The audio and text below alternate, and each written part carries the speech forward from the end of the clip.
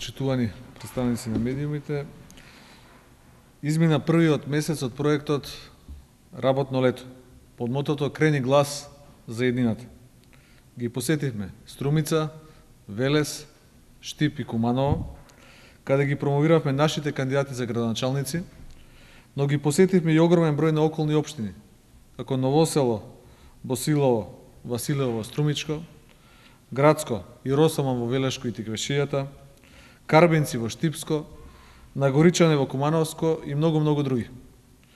Како што веќе знаете, секој викенд највисокото партиско раководство има посети на преку 40 населени места, каде се сретнува со околу 10.000 граѓани, а викендите завршуваат со митинзи, каде имаме посетеност од дополнителни 5 до 10.000 граѓани. По слободна проценка можеме да кажеме дека во првите 4 викенди посетивме над 150 населени места, каде директно се сретнавме со 80.000 граѓани. Но можеби поважно од големината на бројката се резултатите од тие посети.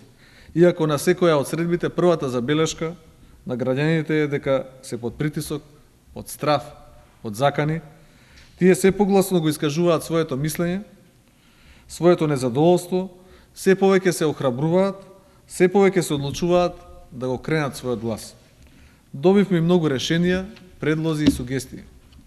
Добивме многу забелешки на нашите предлози, на нашите понудени решенија.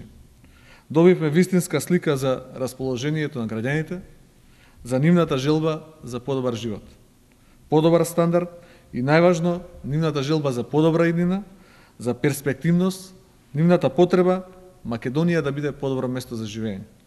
Сите овие забелешки, предлози и решенија се уредно структурирани, забележани и веќе сме на добар пат да исцртаме нашата програма за наредните локални избори. Тоа ќе биде програма од граѓаните за граѓаните.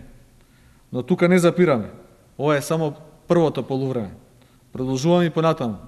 Веќе наредниот викенд сме во Прилеп, но повторно и на средби со граѓаните на околните општини. Ќе ја посетиме општина Кривогаштани и тоа селата Слави, Обршани, Бела Црква, Рувци и многу други. Ќе ја посетиме и општина Долнени и тоа селата Браилово, Дупјачани, Ропотово, Дебреште и многу други. Ќе имаме посети на руралниот дел на општина Прилеп, како што се селата Тополчани, Конјари, Кадино и други.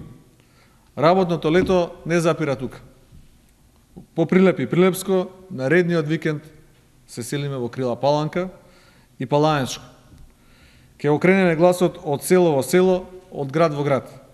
Ќе ја посетиме ако треба и цела Македонија, за да ги охрабриме граѓаните дека може подобро, дека Македонија заслужува подобро.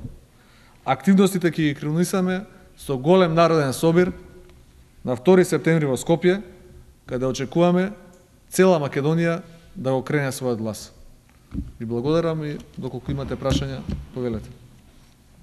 Претходно ги најавивте и кандидатите за градоначалници за градовите што ги посетувате, дали веќе имате кандидати за овие што Веќе во среда, тоа е утре, Општинската конференција во Прилеп треба да го утврди нашиот кандидат за градоначалник кој ќе го промовираме на митингот. Според она што до нас е доставено, единствен кандидат на Општинската организација Прилеп за градоначалник на Прилеп е Хари Локвенец. Професор на универзитет, бизнисмен. Тоа се само дел од неговите референции, меѓутоа повторувам, клучниот збор ќе го има конференцијата во Прилеп, каде што тој е единствен кандидат, предложен со консензус од страна на извршниот одбор. Ви благодарам и се гледаме следниот пат.